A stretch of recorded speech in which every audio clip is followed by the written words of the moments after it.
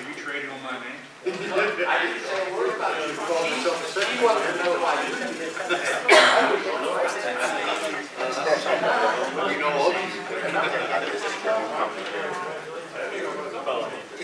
I didn't scream, I had no time. I was watching a race while I was on a conference call. I could have sworn, but I didn't scream. How are you? Just the horse racing business? I don't think so. Sure racing business? Yeah. Oh, that's what's going on down there. I got really lucky though. They were like, yeah, I had probably really about going around the building, and she said, go find a place unmarked. I don't know what's the late. I'm meeting with them. She said, I'll tell the security guard not to tell you. So she remembered. Yeah, that's what I had. Yeah, same one, but me. He was his idea. Yeah, I think that's what I was checking. Okay. Good. Yeah, there are people up on the grass. Good afternoon, everybody. Good to see you. Thank you very much for being here, joining us for the Horse Racing Commission meeting. We will just do a quick round of introductions. I know, George, we do this just for you. But let's begin with Nadia, please, and then we'll work around. Maria Curran, Counsel to the Commission. George Augustus, Assistant Counsel. Russell Jones, Racing. Okay. Sal DeBunda, Commissioner. Tom Manuel, Commissioner. Tom Owens, Commissioner. I'm Chiefest Thoroughbred Director. Russell Redding, Secretary and Chair. Corinne Sweeney, Commissioner. Ed Rogers, Commissioner. Darrell Brandweiser, Commissioner. Okay, thank you and welcome to all. We are anticipating Commissioner Lark via phone, so if he comes on, we'll introduce him as well. This commission meeting has been duly sunshine, so we're good with compliance. Everybody has received the October 30th minutes. Have a chance to review those. Have a motion to approve the minutes, please. Commissioner Ellis on the motion. Dr. Sweeney on the second. Discussion. Hearing none. All those in favor of accepting the minutes say aye. Aye. Those opposed, same sign. Motion carries. Thank you. Tracy, financial update.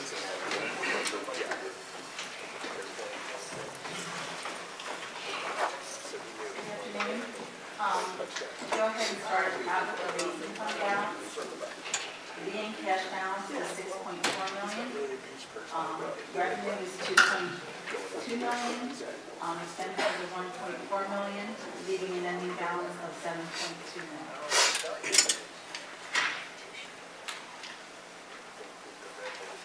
Moving on to the commission statement. For the month of October, revenue was $1.4 million. Personnel charges were $445,000. Operating expenses were $444,000. Or a negative amount. I'm sorry, they're negative $1,000, and then total operating expenses are $444,000. The reason there was a negative balance is based upon the discussions we had for the budget for 1920. We went back and we did overall coding cleanup so that we're in line with our budget for next year and our coding items.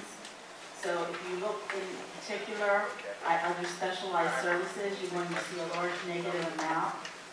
That was basically a reclassification to professional services as we discussed at our budget meetings. The only thing that will remain in your other specialized services in the commission will be your background checks, which you can see are $318 year to date. And then you'll see the corresponding large increase in professional services of $36,000. The vehicles, as we discussed, they're being moved to testing, so that's why you're seeing a large negative amount there, which you'll see a corresponding adjustment over in testing.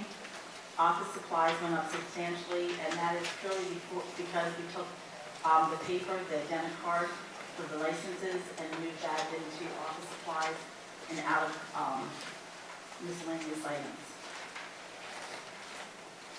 Down below, there's refunds for overpayments. In addition, there's recording adjustments, or recoding adjustments from the prior year, in which you'll see that we moved expenses over to testing for contracted services and for other equipment.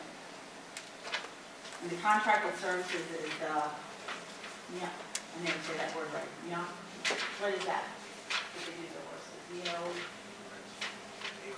The knee craps. yes, I never say the word right, I'm The sorry, knee craps. that's what that is.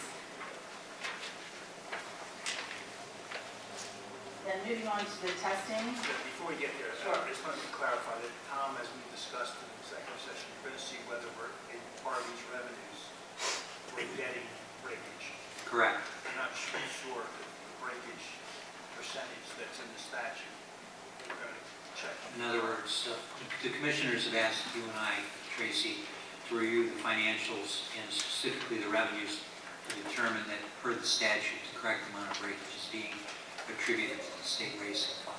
We'll talk about that next all week. right, sounds good. Then moving on to the testing, the revenue was $780,000, personnel was $451,000, overall operating expenditures were $456,000, total expenditures were $907,000. Again, other specialized services, you're seeing a negative amount there. Those dollars will be classed in medical services. The only item you're going to see there going forward is the UPenn contract. Contracted services are, again, transportation of horses and then the maintenance agreements for the equipment. And medical supplies for human were moved back to the commission. This is a question. You haven't changed the budgeted amounts because you recoded, so those are... Correct. These are just recoding entries. They'll be out of kilter because of the changes, but you'll Right. explain those. But then we'll have a comparative basis for next year. And most of the adjustments that we were making had to do with incorrect coding to testing and commission.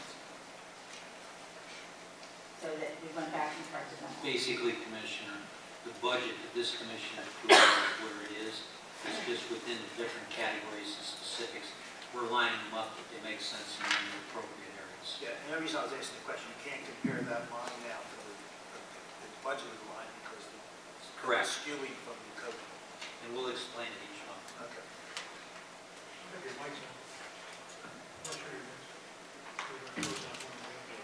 Probably not close enough. My mic is always on. Promotions, there was advertising expense of $29,000. Moving on to the comparative financial statements, you'll notice a large difference in the revenue. That is the difference because the Racehorse Development Fund transfer started at the beginning of the year, and last year they were delayed with the budget. Moving on, personnel is basically right on with where it was last year. Moving down to operating, you'll see that it's 1.6 million this year versus 2.2 million last year. Those large differences are in IT. It's down this year because of laptop purchases that occurred last year. You'll see a large payment in real estate. Again, that is because the payment was able to be made this year. Last year we didn't have the funding. In addition, laboratory supplies are up substantially because of the Resource Development Fund transfer. But the largest component is, if you look up at the other specialized services, is we had not received any billing from UPenn at this point. So that's why the expenditures then down below are understated. My understanding is those billings started coming in November. So hopefully we'll get caught up with those payments.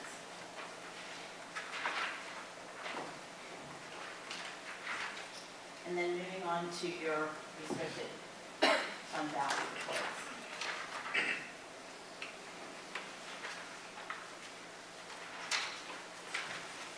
Okay, thank you, Tracy. Questions? Comments?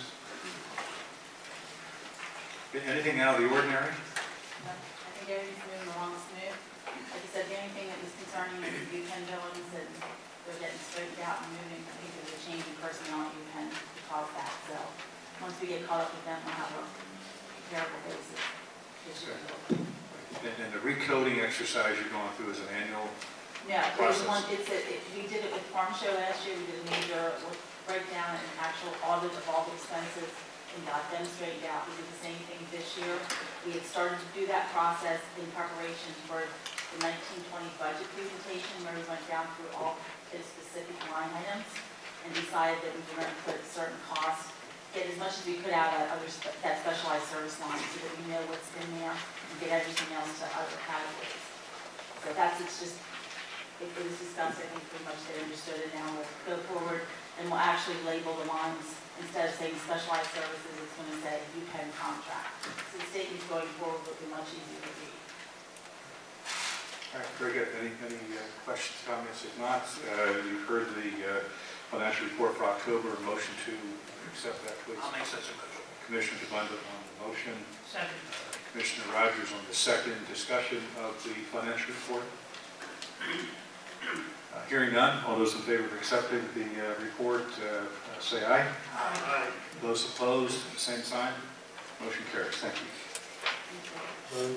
Thanks, Tracy. Next on the agenda is retired jockey Tony Black, Dr. Risen and Dr. Ryan.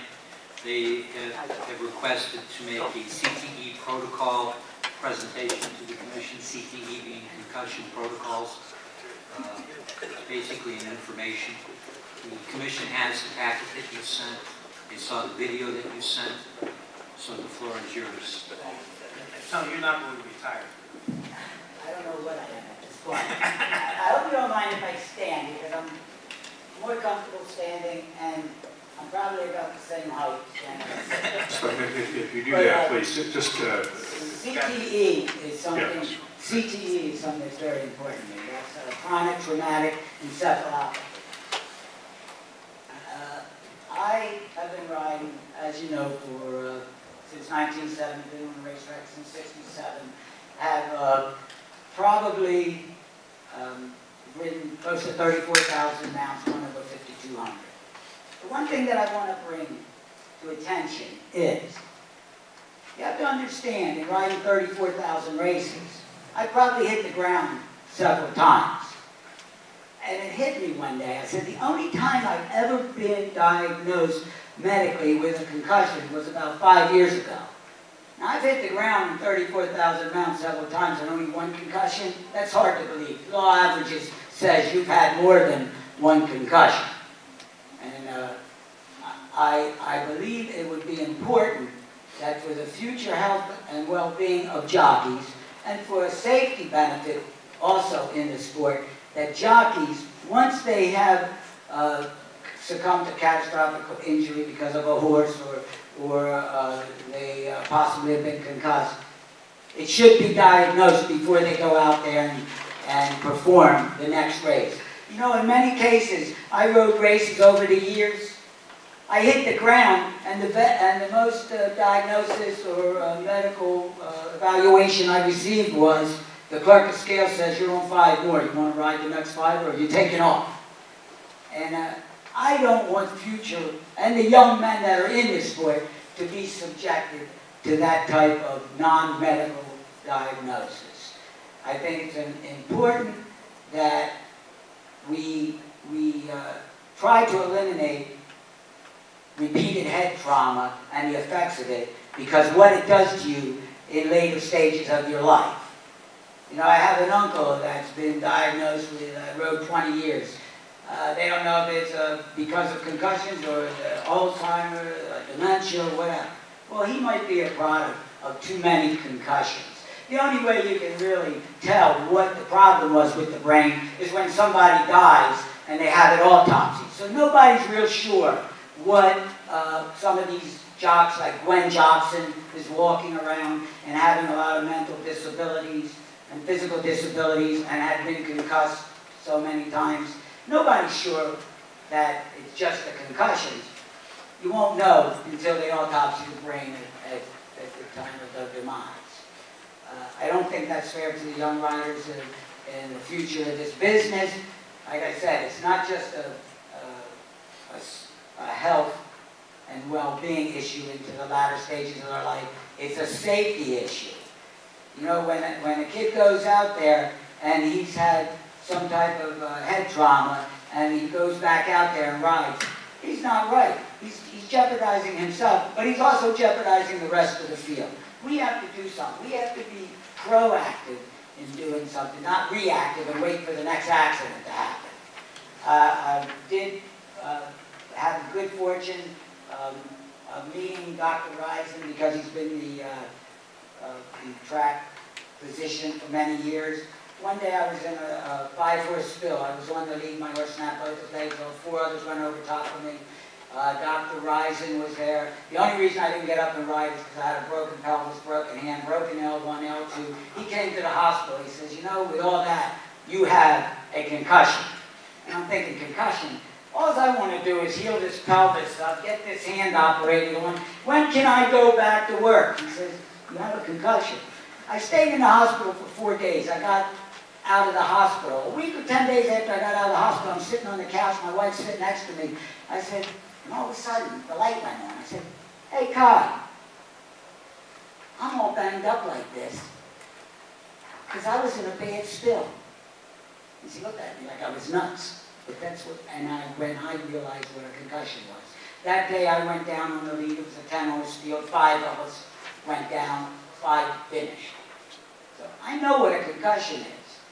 And there's no benefit to riding with if you're concussed, and there's no help, and there's no safety situation that's going to occur if you have a concussion.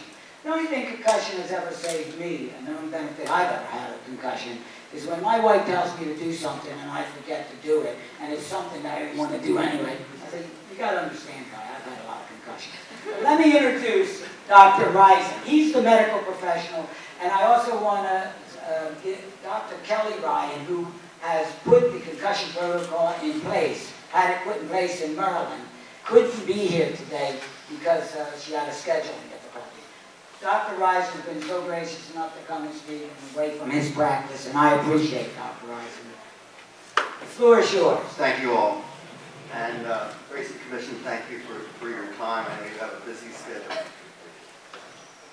I became aware of concussions about 35 years ago when I was the Abington football team doctor and a fullback concussed, and I was pressured to send that young man back in the game because it was the opposing team's fullback, and I said, no way, this young man's been concussed.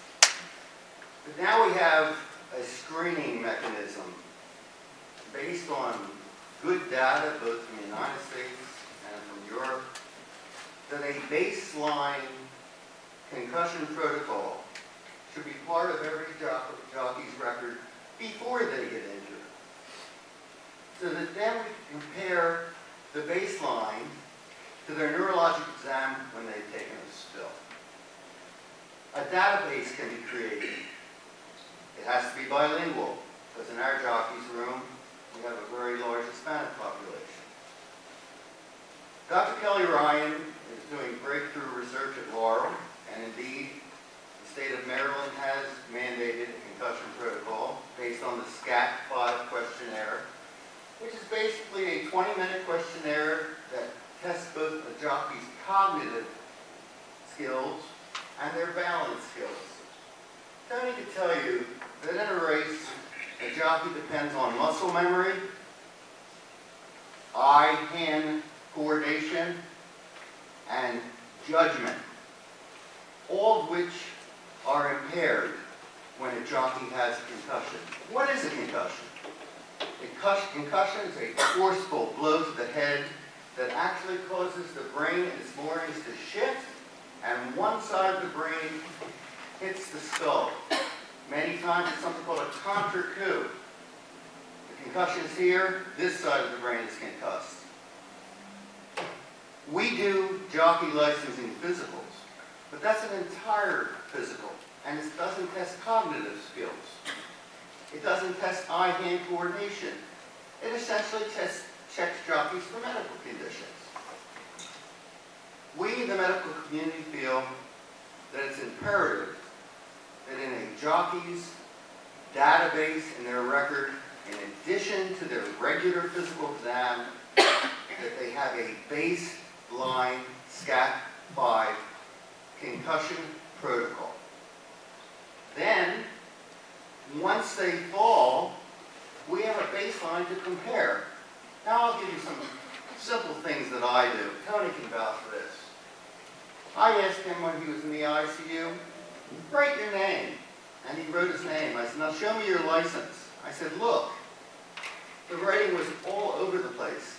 Well, what does handwriting have to do with the concussion protocol? Well, what does it take to handwrite? It takes muscle memory. It takes eye-hand coordination.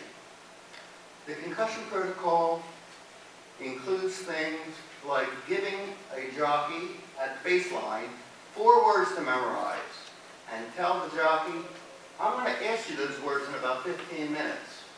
They have nothing to do with each other. He repeats them back. Then you do the same thing when he's falling. Well, I've done a sort of a version of that. I'll ask the jockey, what horse were you on? What race was this? Who was the trainer? And if he can't spit them out like that, then I know he's been concussed. I'll ask them things like their child's birthday, their social security number. If they don't spit it out, they're down. Now the other part of the concussion protocol, and I'll conclude with this, is return to racing criteria once you've had a concussion. It has to be a graduated return to your sport. Beginning with complete mental rest, no TV, no computer. Then maybe some light weights. Then maybe running on a treadmill. Then maybe walking around the block. Then maybe riding on the horse simulator in the jockey room. Then maybe somebody assisting you to mount a horse. And then somebody allowing you during the morning workout to see if you can get into the gate. So it has to be a graded return to racing. We're just at the beginning of this road in Pennsylvania. It's a necessary road. For me, jockeys are my brothers. This is a labor of love. I came to Harrisburg today to tell you that entire families are impacted when a jockey has a traumatic brain injury. And I think there's much more we can do to protect this valuable resource. Thank you, ladies and gentlemen. I'll answer questions if you'd like. Mr. Black, thank you, and Dr. Rice, thank you both for being here. Questions, comments? Dr. Rice, thank you for being here. We know each other. Tony's written for me hundreds of times. And whenever the trainer would give him instructions, I would say to him, just ignore what he said, just be in front of him. A lot of times, Sal, I don't remember what he said anyway. I always enjoy riding for you. But he's done, in fact, I'm very proud of the fact that his Hall of Fame picture at the Parks Hall of Fame has my colors. But so thank you for being here. Thank you for your passion. Even though you're almost retired or retired, thank you for your caring about your other colleagues. I appreciate it. I have a couple questions, though. One is, what is now done through the Jockeys Guild or anything about this subject? Get an answer to that? Let me start with that question. Can I answer that? Yes. I'm not familiar with the Jockeys Guild, and I have an opinion on that. It's not being pursued in the way it should be by the Jockeys Guild. And you have to understand, there's opposition from riders to this, because riders don't understand what CTE is. They haven't seen a victim of repeated head trauma. So they might be opposed to it. And you must understand that the Guild generates most of its revenue from rider contribution. So it's almost a conflict of interest for them to aggressively pursue it. So I don't think they really are. When the Guild went belly up, I formed an organization, a 501c3 at Parks, in order to give jockeys representation. They're my brothers. I love them. You know, I'm going to pursue this, even if there is opposition to this. And I've seen opposition to these things in other areas. I saw opposition to skull caps. I saw opposition to flak jackets. Well, this is a health situation.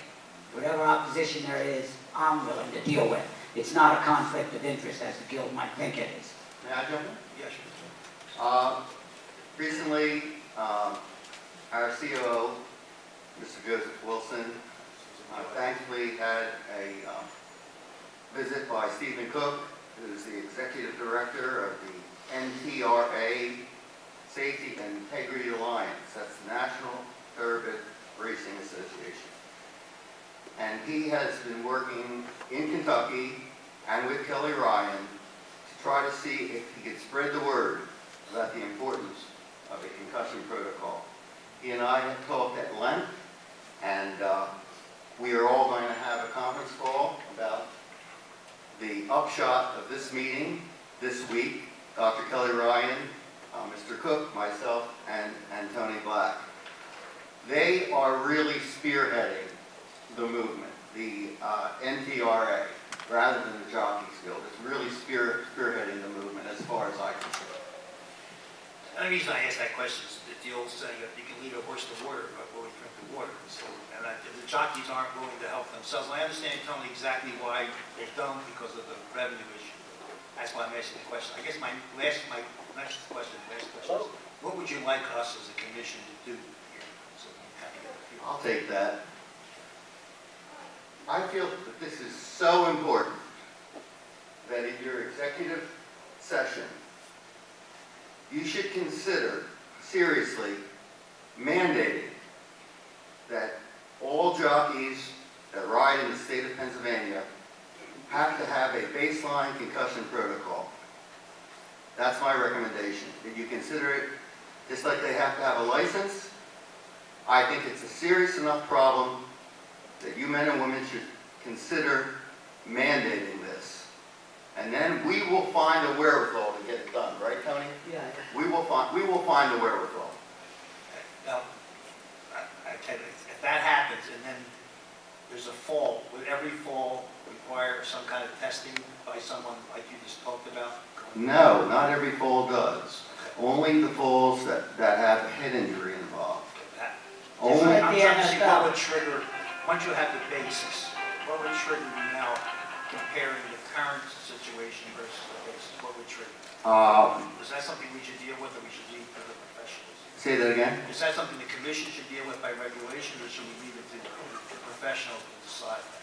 Knowing the way jockeys are, unless something is mandated, they're not going to do it. Now, they do come in for their physicals, because guess what? Unless the Racing Commission has my imprimatur and that physical sign, they don't get up. They have to have a physical. That's... So you're suggesting do the baseline, but you're also saying mandating some follow-up on that if they have a fall, a head injury, basically. Falls will be evaluated individually. As in the NFL, every hit isn't a possibility of a concussion protocol. Exactly. Falls in the horse racing business, every fall isn't necessarily a concussion protocol. Perfect. I'm in the ambulance. The jockey has hit his head. I asked him those questions. You remember? What race is this? What's your social security number? What number horse you were on? It should come out like that. I asked him to do a finger to nose test, and I asked him to stand on 1 foot for 15 seconds. And if they can do all those things, they can return to racing. I don't have to go through the whole protocol. But if they fail that, then they have to have a repeat SCAT-5. So there's some initial screens, simple, anybody can do it, and those jockeys can return to racing, but those that fail those simple 2-minute tests have to be taken off their mounts until their concussion protocol repeat test is back to baseline.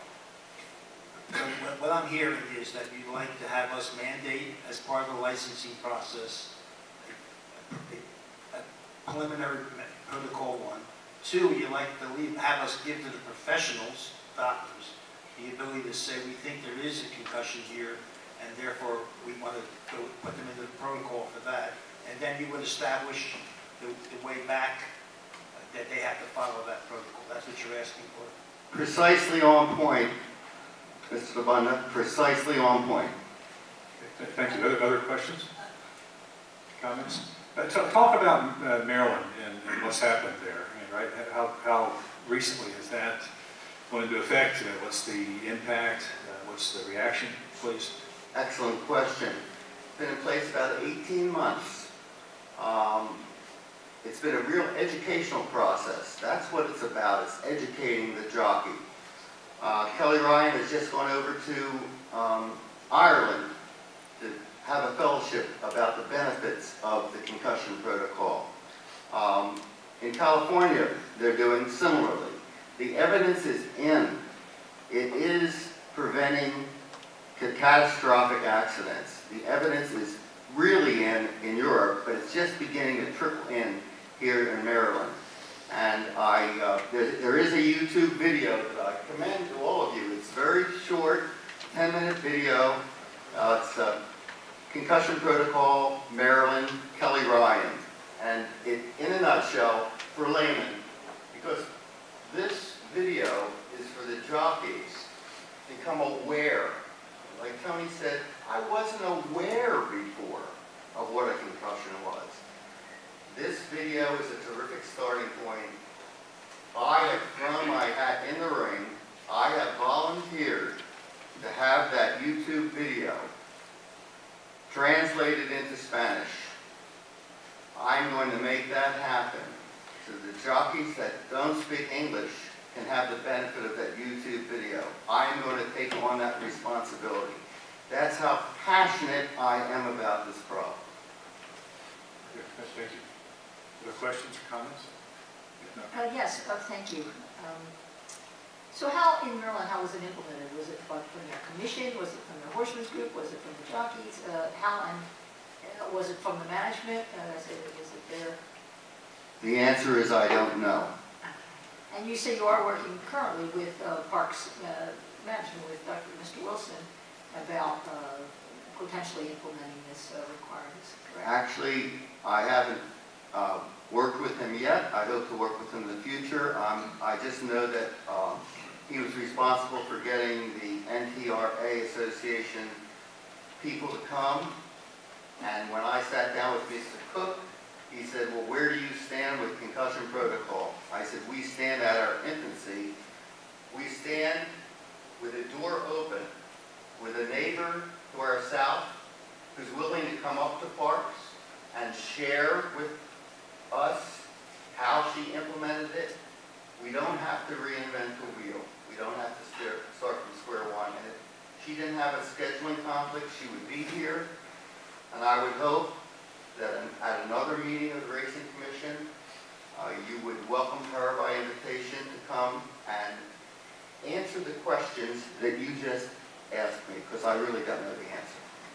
And maybe, Tony, you can refresh my memory. I feel like we've discussed this topic of model rules at the RCI,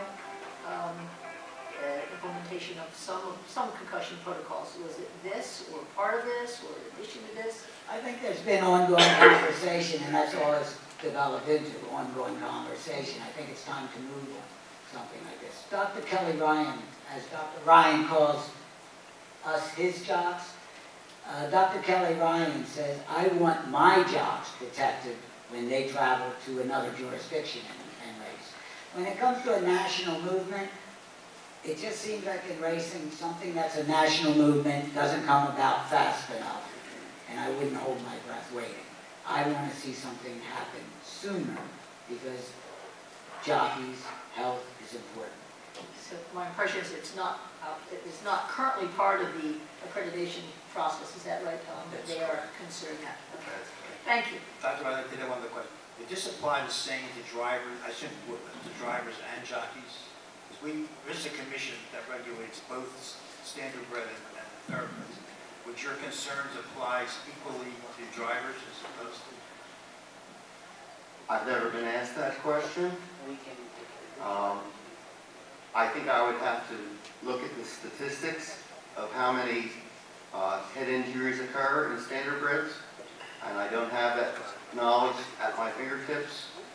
And my interest in life and long-term passion has been with thoroughbred racing, so I really am not in a position to answer that question. Mr. Chairman, I would ask that this be put on the agenda for next meeting's executive session. We try to get some answers about thoroughbred versus standardbred, and also about how Maryland implemented its statute and what it says. It's not, we have to implement its procedure, I'm not sure it's a statute. Right, okay. And what it says about it, so I think that would be great. Thank you very much. I think that requires a motion. Okay, everybody's saying. I have a motion, Commissioner Devunda, and second, Dr. Sweeney. Any further discussion? I have to ask the council if that's a matter for executive session or public session.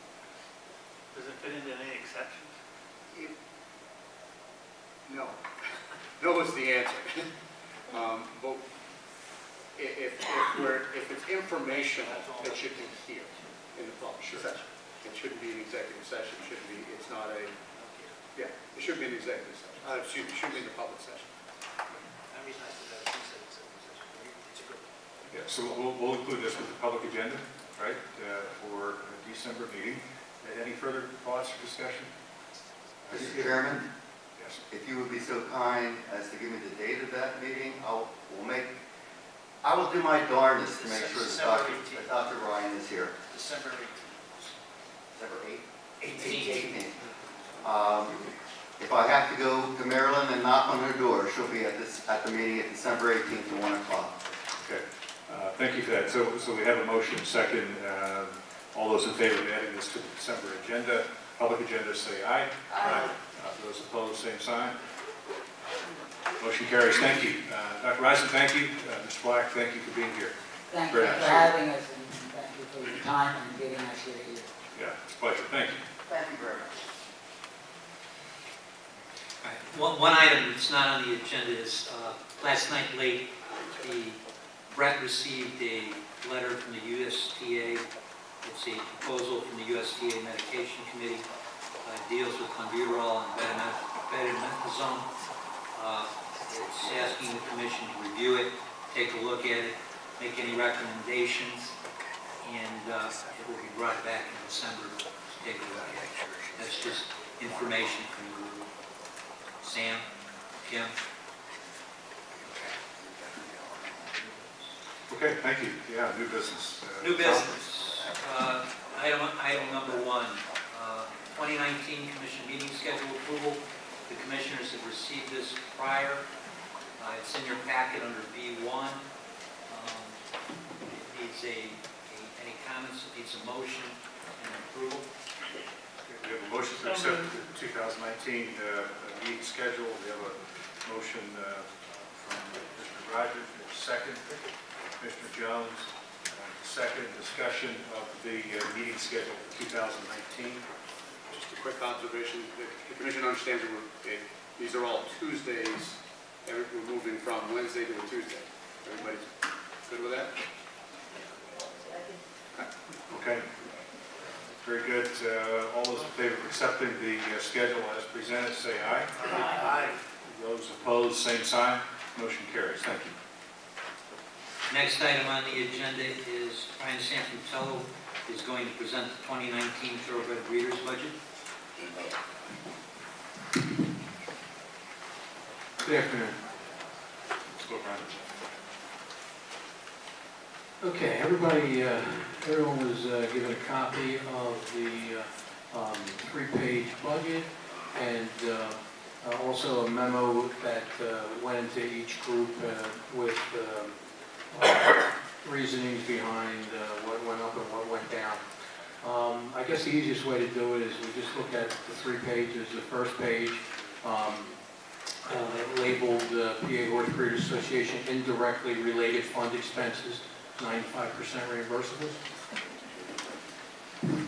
For the commissioners, it's under B2.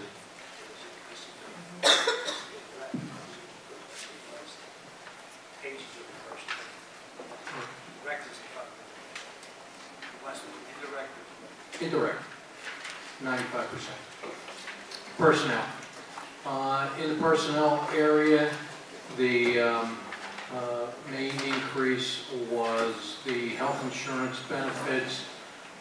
There are 2 people additional going on the health insurance program that brought the health insurance budget up from approximately $46,018 to $57,519, and retirement benefits plan. There's an additional person on the coming into the retirement benefit area, which brought it from 56 to 74. So they're the two main differences as far as personnel is concerned. Does anyone have any questions in that section? Yeah, right, just so I'm clear, so under the retirement benefit, if I'm reading this correctly, so you have an 2018 budget of $55,900, and then an estimate and then a variance. How do you go from 56 with a $56,000 with a $27 variance to $74,000? That's what I'm trying to follow your 2019 budget. Well, the the estimate was exactly right on the nose as far as that's concerned. So we have an extra person coming onto the plan who is now eligible for retirement benefits, plus the increase in the personnel, the office staff, and myself, the additional to the retirement plan. It's a SEP retirement plan. So it's a simplified employee pension plan. Because there's no administrative costs, whatever. Each person is eligible for the same amount, percentage-wise, of their income that they get at the end of the year. So if there's an increase in income, then there's an increase in retirement benefit.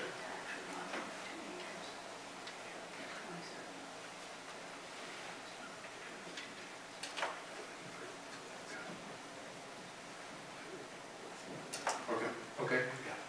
Thank you. Any questions on personnel? Okay. Office expenses, approximately the same. The main difference was the telephone service and system went down $4,000. We allocated this year $4,000 for the phone system. So that was a one-time shot. So that's why that's 4,000 lower. Any questions on office expenses? Okay, professional fees, approximately the same, accounting, legal, payroll, service, and auditing. Any questions on professional fees? And other board meetings and miscellaneous items, the same as last So year. Brian, you're really saying you're coming in $53,000 higher Than last year, than last year. on the indirectly related funding. Most of that seems to be the personnel related. Exactly. This has been reviewed by your board? Yes, it was, the process is we have a budget committee. The budget committee approves it and sends it to the board for their approval. The board approves it. Then it went to the Breeders' Fund Advisory Committee, in which Commissioner Jones is the chair of that committee, and it was approved by that committee. And now it's with you.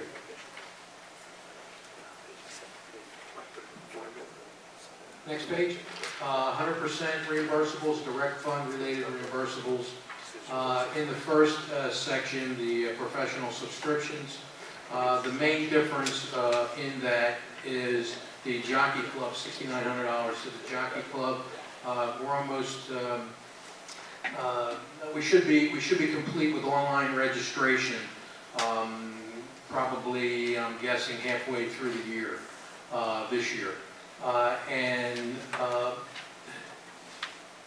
When we're doing it now by hand, we go into the Jockey Club records to see if a horse has been registered, because that horse has to be registered first with the Jockey Club before it's registered as a PA bred.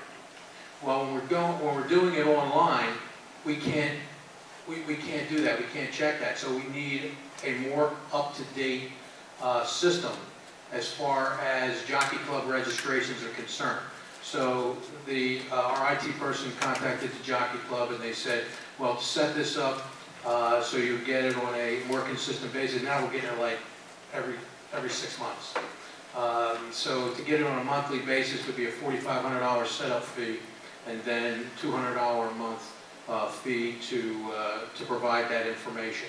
And again, that's not the final. We're still negotiating with that, but that's what they initially came back with. So that's the $6,900. And just about everything else is the same.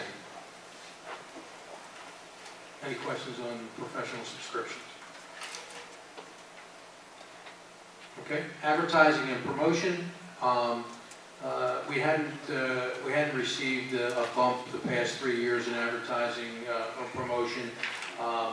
Again, this is our internal advertising promotion, not what's coming from the Racehorse Development Fund. The cost of promotional items have gone up. The cost of advertising, media, video, whatever, have gone up, and so we were asking for a bump in the advertising and promotion area. And as you can see, it's not really that much. We were 89 for media advertising, it's 95. We were 30 to 35 on print, and promotional items 25 to 30. Any questions? Brian, yes. it might be helpful if you could kind of give the commission an overview of a little bit of the difference between what you're doing with this part of the program versus what you're doing with the grant part. But not total specifics, just generally conceptually. The advertising that we do for from the Racehorse Development Fund, this year I think we received approximately $106,000 this fiscal year period that's going to end in July of 19. That is mostly for national advertising. We have an agreement with TVG on Saturdays. Saturdays and Mondays. We have an agreement with Steve Bick radio program for 5 days a week.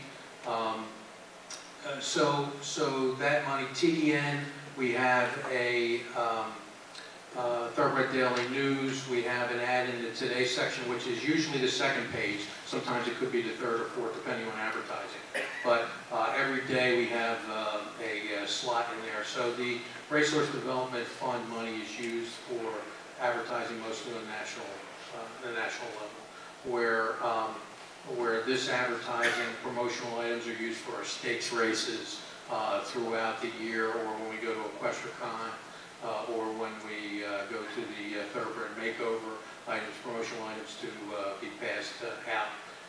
Media advertising, basically we use that, a horse wins a graded stakes race, so we'll have a page ad in there, etc. So that's the main, the main difference between the two. Ryan, tell them what EquestriaCon is. I'm sorry. Tell them what EquestriaCon, this is the second year. Basically, it's a thoroughbred gathering of people from all over the industry. You have owners, trainers, jockeys. You have people that are just happen to be there. This year was during right before the Breeders' Cup. So you have people from all over the world that are there. And it's like a trade show type thing where we have a booth set up, and there's an admission fee to get in to that, and there are also different items that go on. They may have signings from, I think last year they had the Kentucky Derby Winners Connections doing signings. They'll have different things on owners, how to be an owner, etc. So going on during a couple of day period. So it's the second year, and it really, really did take off well. And we wanted to be part of that, to make sure that people understood what Pennsylvania was doing, and how to become a member. And during that time we gather emails, etc., put them on our email list, and you know, we have that, our monthly publication that goes out. And Ashley helped out a lot this year too with items to give out and to talk a little bit about the Pennsylvania Racing Association. So that's a question.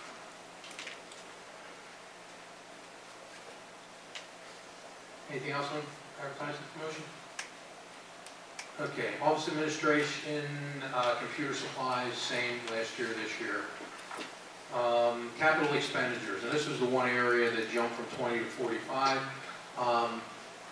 The online registration, the cost of the online registration for someone to put that program together and get it up and rolling, the total cost of that was $76,000 approximately.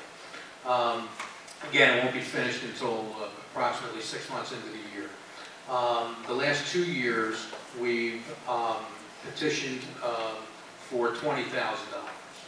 So that was 40, and the 45 will finish the online registration up. That'll be $85,000. It was like 76, 77, but we wanted just a little bit of the leeway just in case something comes up that you know, we didn't count on that we wanted to do. So that's why it went from 20 to 45. Question? That's a non-recurring after that. That 45 is non-recurring, but we still would probably be looking for an amount of money to do other things other than just the you know, online registration as far as computer our computer system is concerned. But yeah, the 45 is a one-time shot.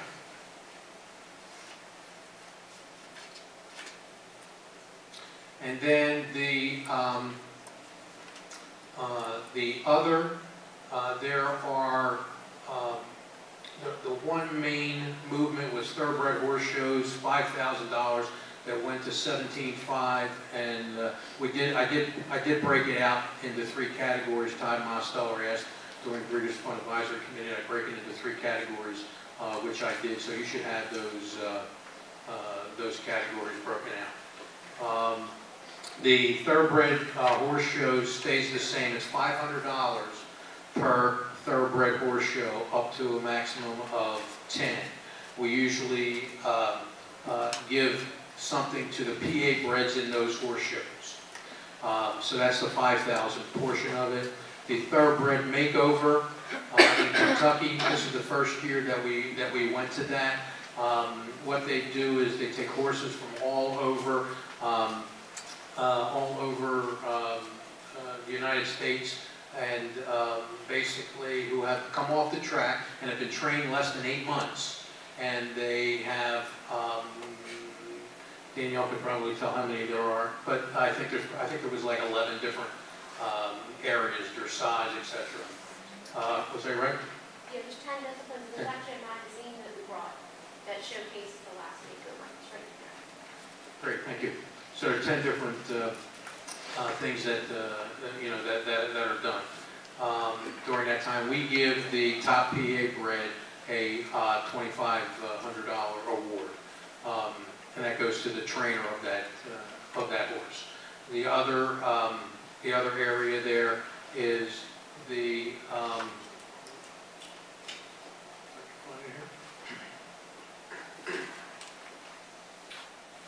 Mag Series. The Mag Series was put back into play last summer, or the summer just passed, this year. Basically there were 5 or 6 states involved in putting together stakes races for the basically mid-Atlantic area. All of the breeders' organizations, well, let me go back first to the owners and trainers of those horses that are involved. They get bonuses. Those bonuses are put up either by the horseman's group or by the tracks. Then there are 2 bonuses from the breeders' organizations. $5,000 each for the top male and the top female of each state. So $5,000 would go to the top PA bred male and $5,000 to the top PA bred female. So that's what that 10,000 is in that area. So between the match series, the thoroughbred makeover, and thoroughbred horse shows, it went from 5,000 to 17,500.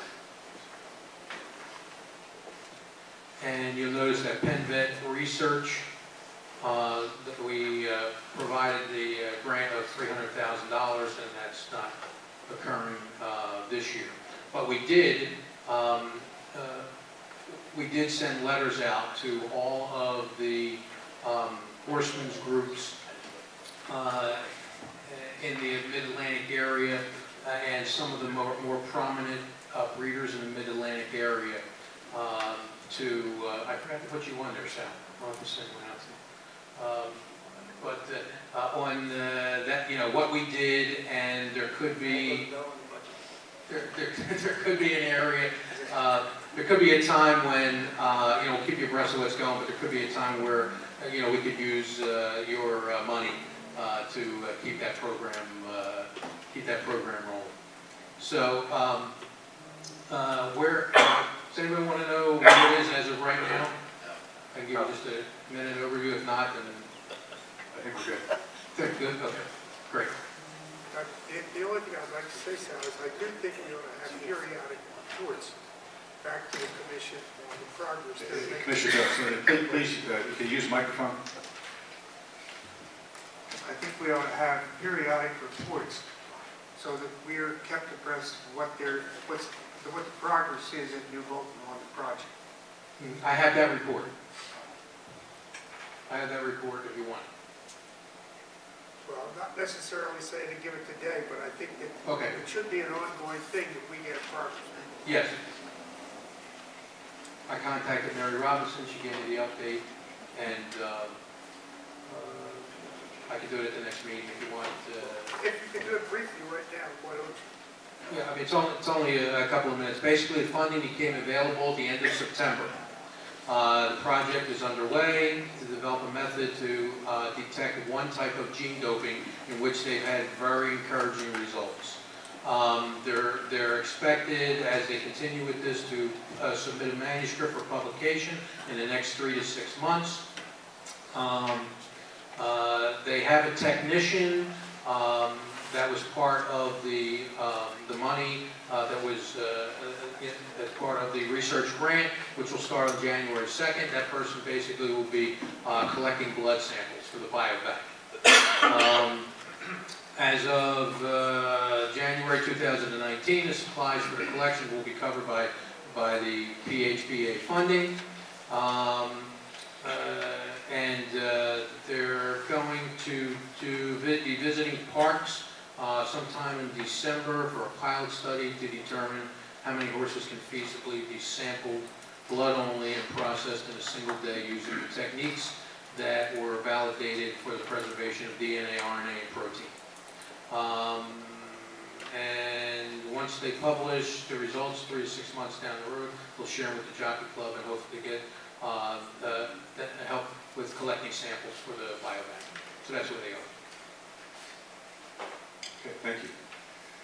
Did you want to finalize your budget presentation? Yeah, the last page is the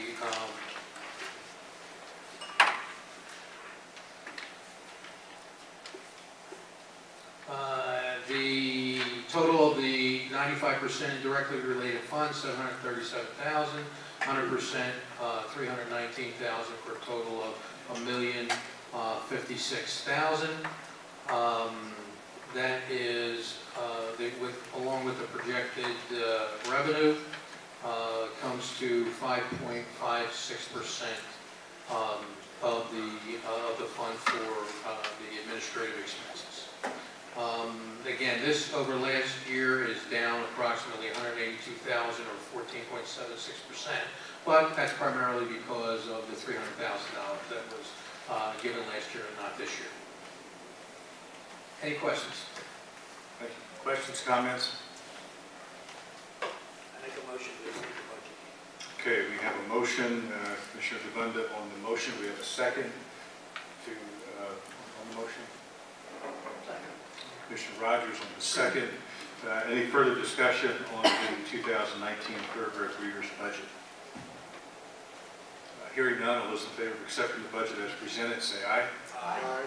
Those opposed, same sign. Any abstentions? Motion carries. Thank you. Thank you. Thank you, Brian. All right, there's a series of motions. I'm going to take 3, 1, A and B together. A is simply the simulcast calendars for December for the harness racetracks. Number B is simulcast calendar for December for the thoroughbred racetracks. Mr. Secretary, Mr. Chairman, I'd like a motion for A and B. So moved. Okay, Commissioner Sweeney on the motion,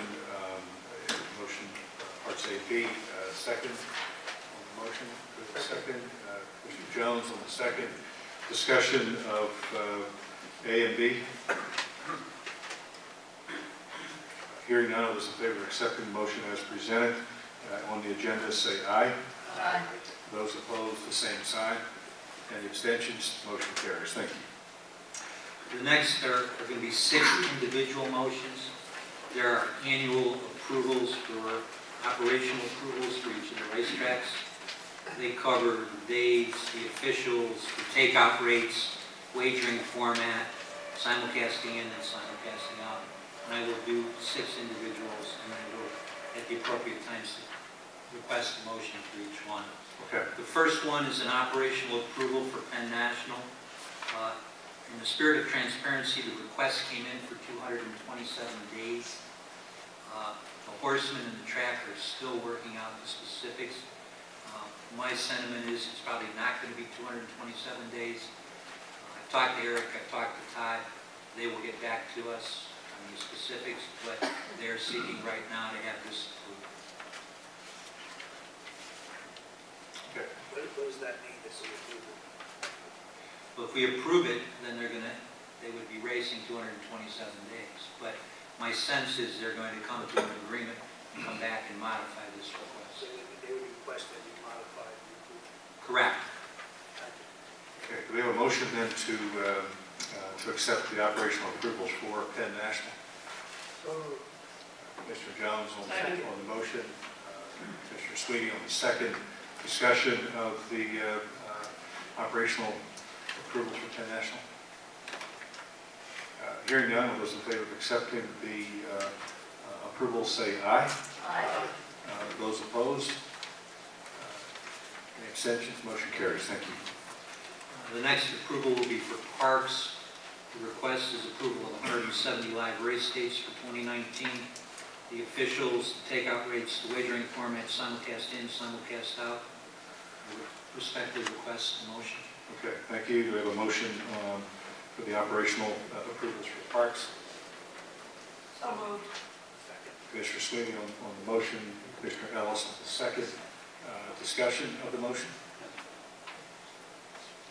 Hearing none, all those in favor of accepting the approvals for parks say aye. Aye. Those opposed? Any abstentions? Motion carries. Thank you.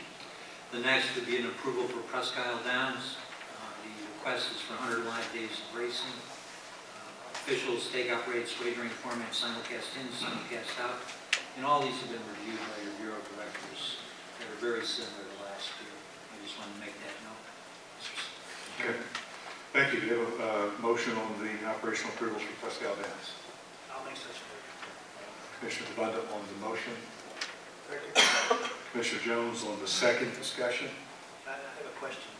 Tom, with the change of ownership in Presque Isle, I thought there was some discussion about having more days. At this juncture right now, El Dorado, the current owner, and Churchill Downs, while you granted approval, the agreement has not been finalized. Churchill Downs has not taken over the property at this juncture. That may very well transpire, but right now it's El Dorado making the application because they're still the owner. Okay, but I understand that. So that if it does change, they can come back to us. Absolutely. And if, just like Penn National, they could ask for a change. Correct. Okay, so that we should. Okay. Further discussion on the approvals for Presque Isle Downs? Hearing none, all those in favor of accepting the approvals say aye. Aye. Those opposed? Any abstentions? Motion carries. Thank you. The next one we move to the harness side is for the Meadows. The request is for 195 days of live racing, same as before, officials, takeout rates, and so on. Mr. Chairman? Thank you. Do we have a motion to accept the approvals for the meadows? So moved. Commissioner Rogers on the motion, Commissioner Brenheiser on the second. Discussion. Hearing none, all those in favor of accepting the approvals say aye. Aye. Those opposed, same sign. Any abstentions? Motion carries. Thank you. Next on is Mohegan Sun at Pocono Downs. The request is approval of 133 live rate states. Officials, takeout rates, and so on. Respectfully, in motion. Thank you. Do we have a motion to accept the approvals for Mohegan Sun at Pocono Downs? Dr. Egloff on the motion, second. Dr. Brenheiser. Mr. Brenheiser, discussion? Hearing none, of those in favor of accepting the approvals for Mohegan Sun at Pocono Downs say aye. Aye. Those opposed, any abstentions? Motion carries. Thank you. Last operational approval is for Harrisburg at Philadelphia. The request is for 150 live race states. Officials, takeout rates, and so on. Motion, respectfully. Motion. Thank you, Commissioner Egloff on the motion. Do we have a second on the approvals? Second. Commissioner Ellis, thank you. Discussion? Hearing none, those in favor of accepting the approvals for Harris and Philadelphia say aye.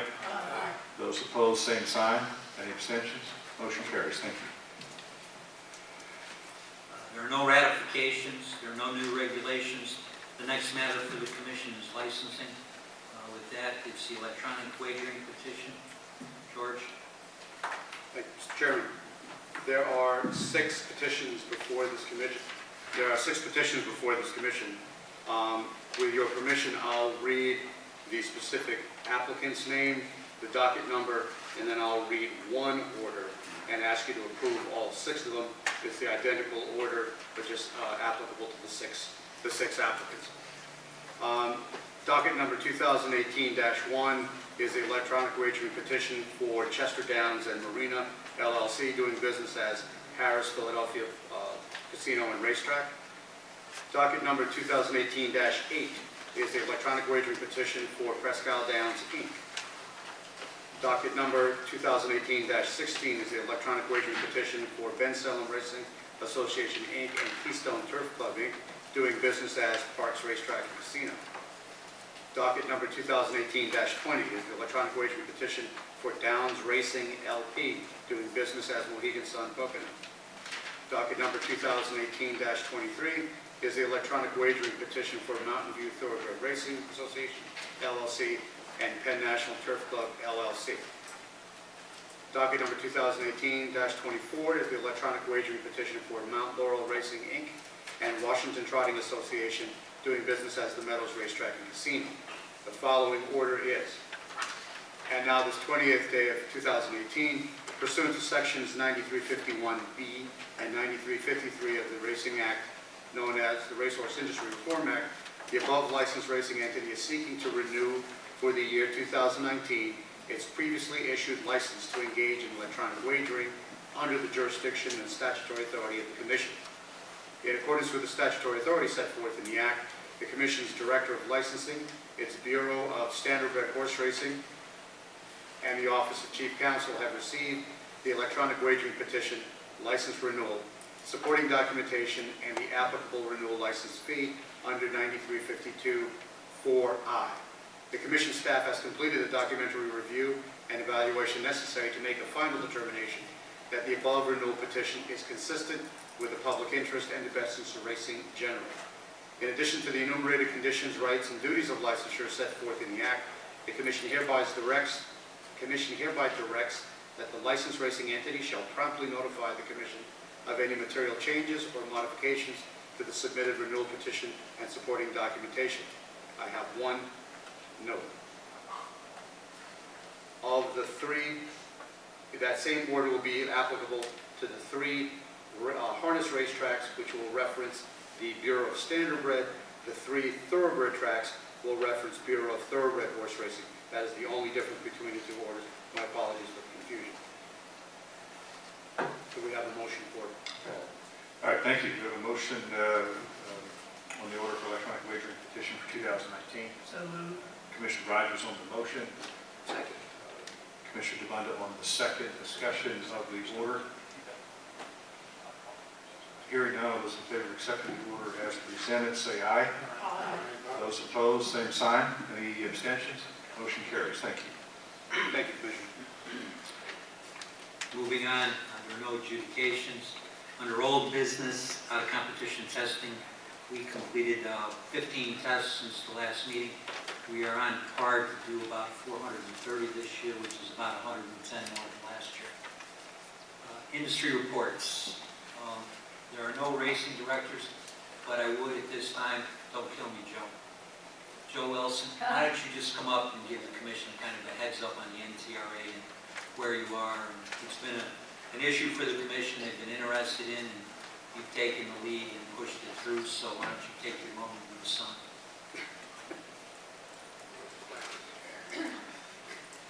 Thanks again for calling me up without being on the agenda. Appreciate that. Make the motion, you make it a permanent. It's a positive. Yeah, okay, I digress. As you know, we had applied to the NTRA for their safety accreditation, and they were at parks last Monday and Tuesday.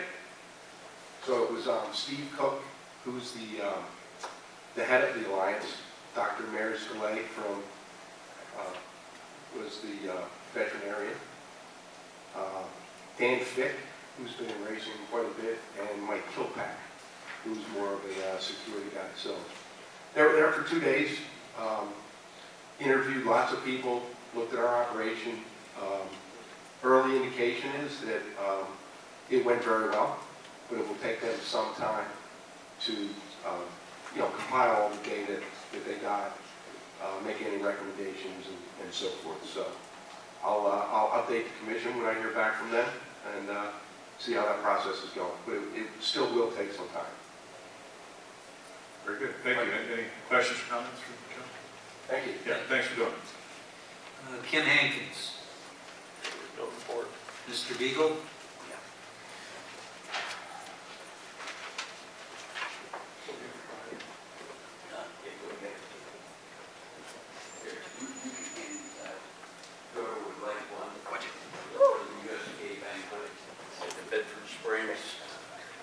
January the 19th. Send it in if you want. All right. Thank you. How to do? Less than 5 minutes, less than 5 seconds. I'm remiss. Chris, why don't you come up and introduce the young lady with you from the Meadows? Sure. I just want to introduce Tasha McCormick from the Meadows. International just completed our transaction on acquiring the Meadows, and Tasha has a few updates on the Meadows itself. Excellent. Welcome. My name is. You're very brave. Well, I gotta put my glasses on so I can read what I typed up. Hello, thank you for having me up here today. My name is Tasha McCormick, and as Chris stated, Penn Gaming has recently acquired us October 15th with the sale of the company. Currently, I actually like to introduce myself a little bit more. Most of you may not know me, but again, I've been overseeing racing operations for the past, say, 24 weeks. But I've been with also the Meadows Racing for 26 years. I started at our Newcastle off-track betting location in '92 as the teller, and also oversaw as general manager at 2 other locations at West Mifflin and Newton. And currently, I'm standing here before you as well. This past year, the Meadows Racing has gone through a few adversities, the main hardship being the equine herpes virus earlier in the year, thus losing close to 20 race days in the beginning of the year, which did set us back a bit.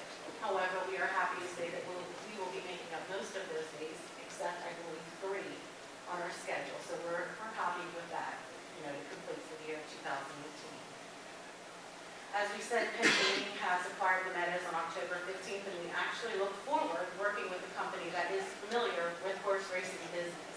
This is my 5th company as working with the Meadows Racing, and it's encouraging to work with a company that actually understands our products and appreciates the Meadows Racing as well. Racing business is definitely challenging for many different reasons, but we actually go head on with that challenge. We work well with the Horsemen's Group. I've worked since 2012 with the MSOA and Kim Hankins on our public relations part of things with our promotional events and marketing items as well. And one of those examples is this New Year's Eve, we are featuring Foiled again, the richest horse in harness racing industry. He is ending his farewell tour after doing 17 tracks and ending it at the Meadows Racing. So he will be celebrating his retirement at 14 on New Year's Eve. The owners and his connections, we will feature all of them in a winner's circle, having different promotional giveaways and contests surrounding that event as well. We will also be ending New Year's Eve with our 2018 Night of Champions, celebrating all of our champions for the Meadows Racing. Moving into 2019, we submitted a few changes to our racing schedule, working with the horsemen as well in their request. But also going into 2019, we're going to take a more in-depth study to our Pick 4, Pick 5 guaranteed racing pools, the Super High 5, which just started in June, and even the conditions of our races. I'd like to conclude that Meadows Racing is looking forward to working with our new owners and leaders with Penn Gaming and the MSOA to have 2019 a successful year. Thank you. Tasha, welcome. Thank you. Okay, Todd?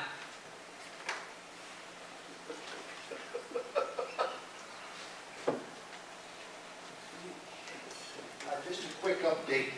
As part of our marketing promotion discussions, we had discussed the How to Bet video. I wanted to give the commission an update. Filming will take place a week from tomorrow. Keystone Films will be producing that. And we're hopeful at the next commission meeting, if not that one, the one following that, that we'll have a How to Bet video to show you that we can distribute throughout the industry and to our brothers on the other side that could utilize, we could all utilize that to our best interest. We're not allowed to bet. Pardon me? We're not allowed to bet. I understand that. When are you coming out with how to bet and win? That's a special session, so Mike?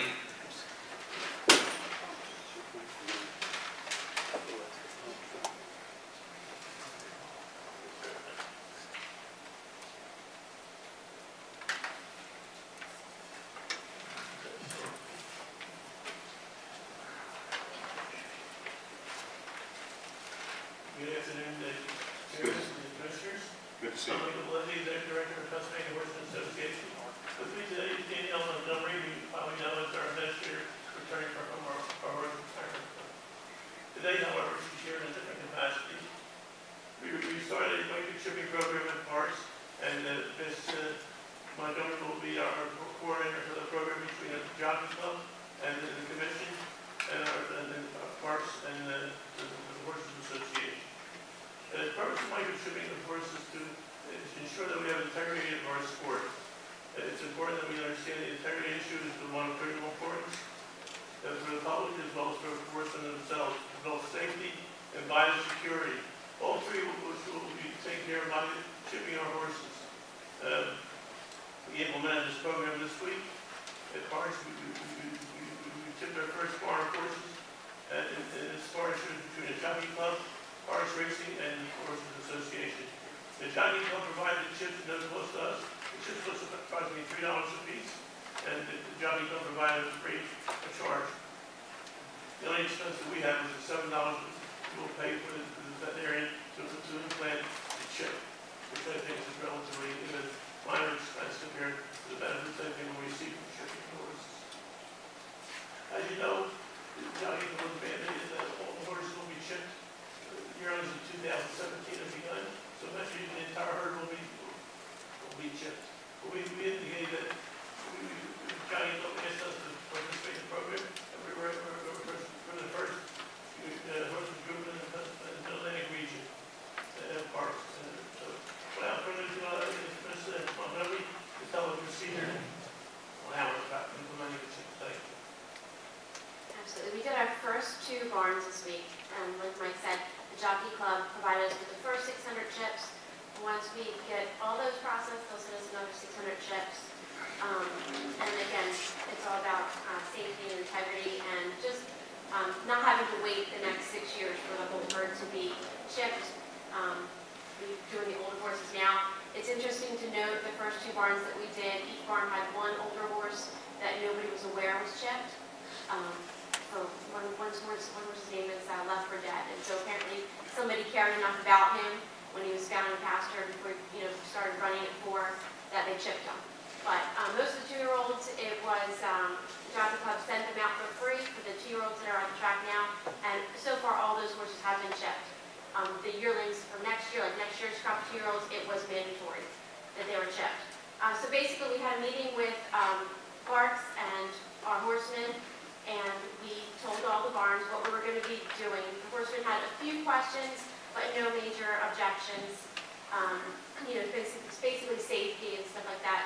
The first 2 barns we did, honestly, not one problem with one horse, even the young babies. We kind of went through them. It took about an hour barn for the vet to go through and chip, 30-some horses. So there's been no problems, major reactions. We do have one handler.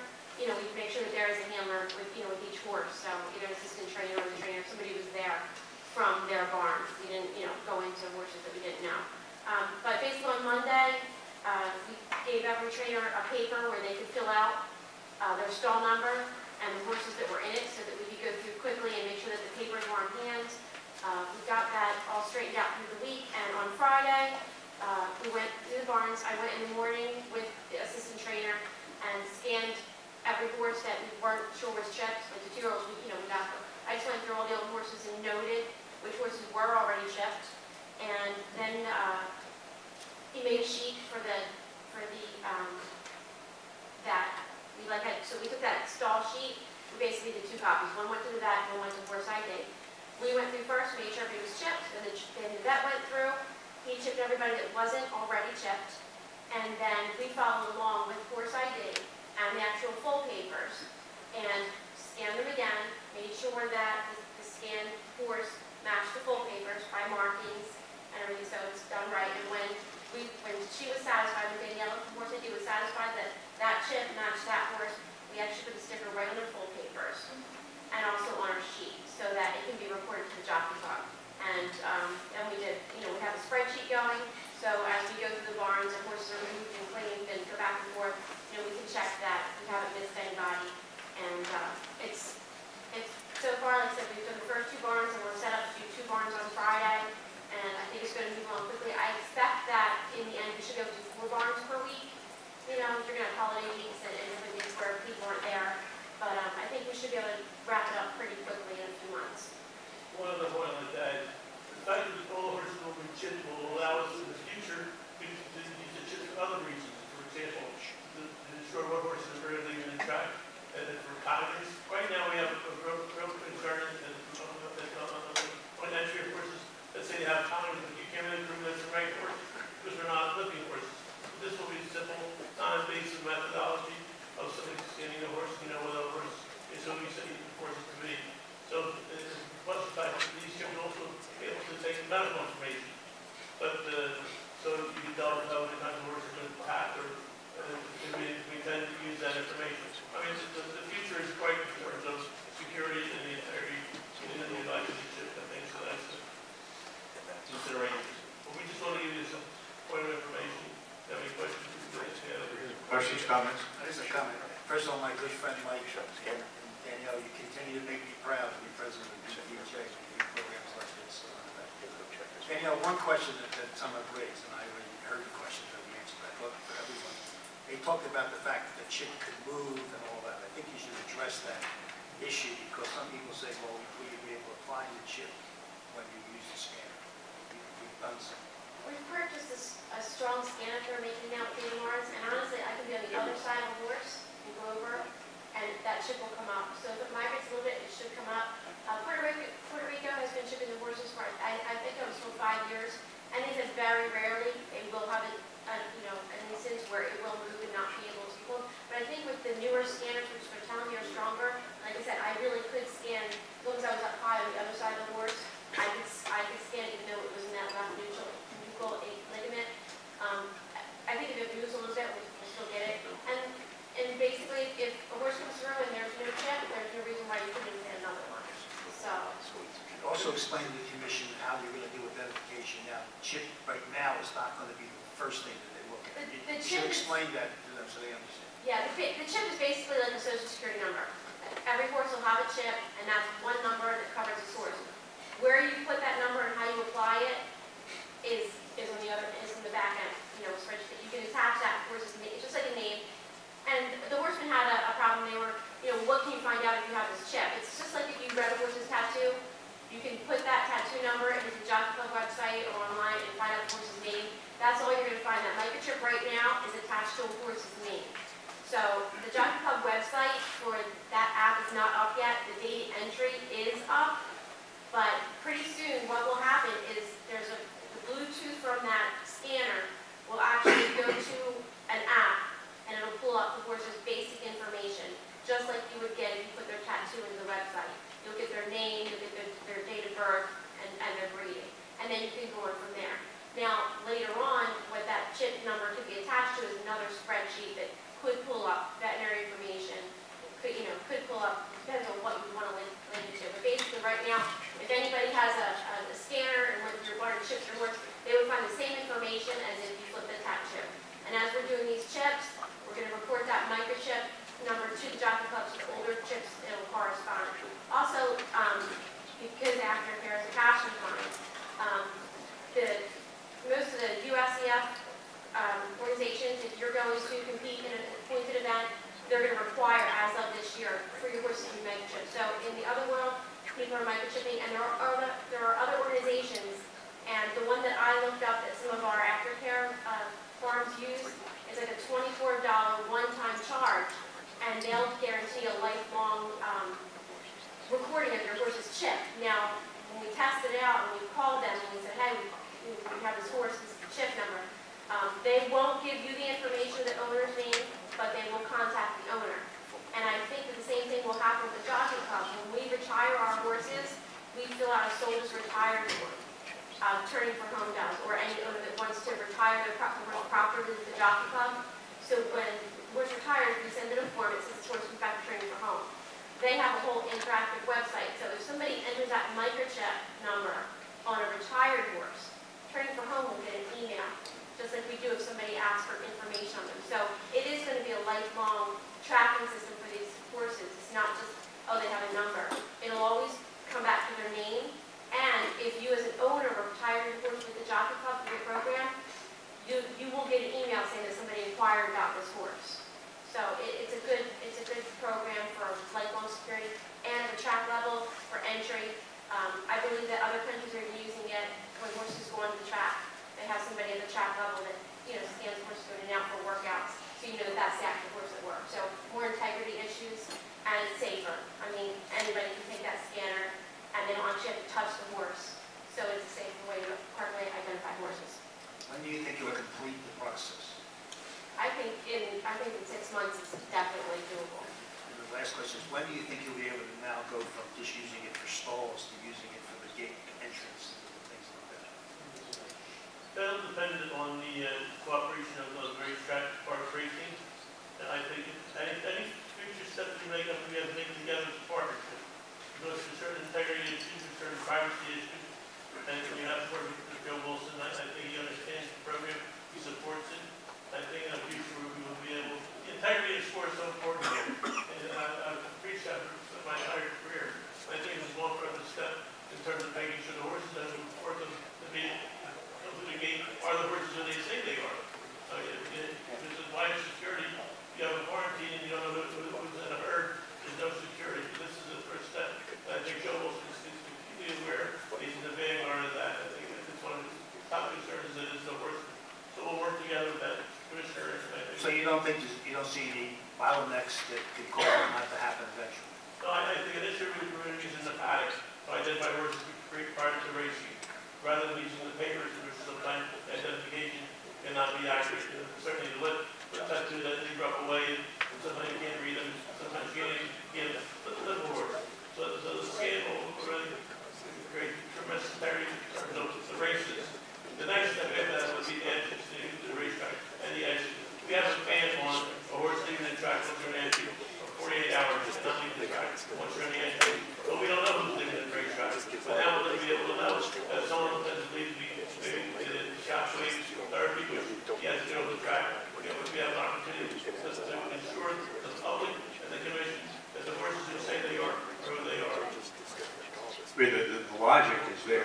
I mean, tying together both the identity and the cognizance and health records. And, some years ago, I was down to Parks and stood there at the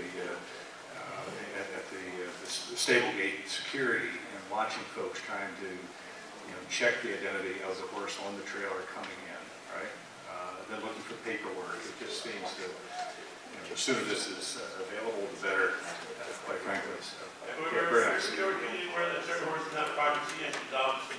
They're worried about the medical records of the horse. We understand all that. We're not going to rush to glory. It'll take time. It's like, obviously, I have to protect my horse's privacy rights. Certain information, medical information, maybe should be in the maintenance of the public. Maybe there's going to be a debate, obviously, a strong debate on that. But we'll get to that, and we'll work on it. What about shippers? I saw that, the shippers aren't being tattooed. Will that eventually... Our position, when these shippers is responsible, especially all the racetrack.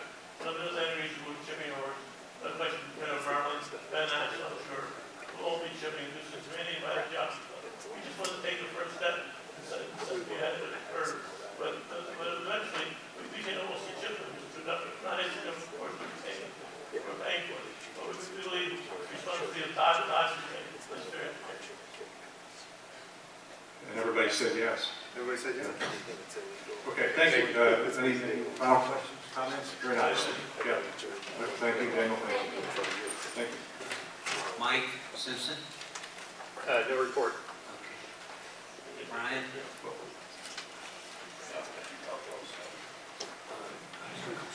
Just one point, and that's the mayor's bread report, as you know, last year was up 19%. This year was up between 8 and 9% on top of that 19% from last year. The live full report was up 29%. So things are going in the right direction. We had one PA bred entered to run in Breeders' Cup races. That PA bred was Shamrock Rose, and she won the filly and mare sprint. She's up for the Eclipse Award. If she gets the Eclipse Award, that will be 3 years in a row that a PA bred would have won that Eclipse Award, the fillies and mares sprint category. Other than Kentucky, we're looking it up, but other than Kentucky, I don't think another state has ever done that. So again, I just want to bring that to your attention. She paid what, $52? I know she will. Okay, thanks. Mike, one last issue I'd be remiss. Why don't you come up and just give a general overview of the sale?